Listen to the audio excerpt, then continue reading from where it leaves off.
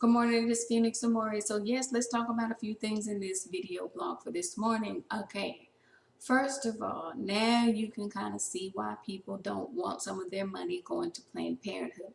Some people understood in the beginning the government funded Planned Parenthood for just that, Planned Parenthood, prenatal care, that sort of thing. So now when some years goes by and they see somebody change their business model to now more promote abortions, who in their right mind feels like everybody should be okay with their money going towards that? Now that's all about opinion, but when you start associating that with women's rights per se, and you're not hearing the reason some of the men even wanted to defund Planned Parenthood, then you are now the one that's actually illogical, and that's why I use that term, emotionally illogical. When you're not stopping to think and really research and say, oh wow, maybe this is why they're trying to defund Planned Parenthood, because they changed their business model. So the funds that the government allocated for them are not being applied to what resource they said they were supposed to be applying. Do you understand that now? I hope you do.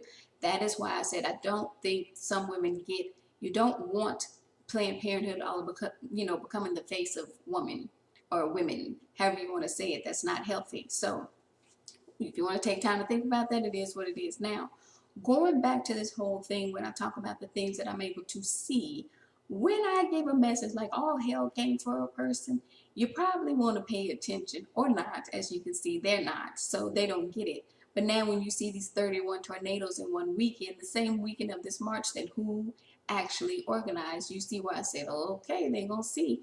That is what I was speaking about.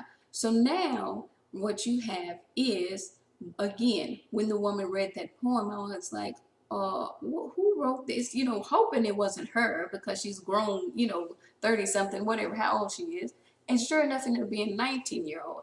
This is why I started doing the videos, ladies. This is how I speak. If I were giving a speech at some sort of march, this is how I would be speaking. I wouldn't just be cursing and not making sense. Now, you even see when I'm blogging and I'm cursing, it's still discernment. That's the irony of it, when I'm like, stop that, however you want to say it. If you read through what I'm writing, 2 and 3 days later, you go, oh my gosh, that's why she was popping off about that sort of thing. So we get back to the reality of the situation. When I said I listened to the speeches and I'm sitting there going, when is somebody going to actually start talking to where it makes a little bit more sense and hitting on more of the topics that we're really concerned about if you're going to have a women's march? So that's where you just have to kind of sit back. Some women saw what I was saying, where I was like, no, this is not exactly what I would see.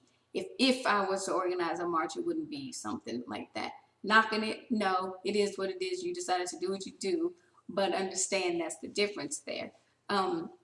So I'm saying to the girls, when I talk about that whole thing, don't get caught up in that trap where it's like women support women no matter what. No, because at the end of the day, you have shady men, you have shady women. It's just reality of it. You have people spinning stories. They're going to make it like, oh, these patriarchs are trying to take over women and all that. No, they're saying, listen, sweeties, women are not, women are not.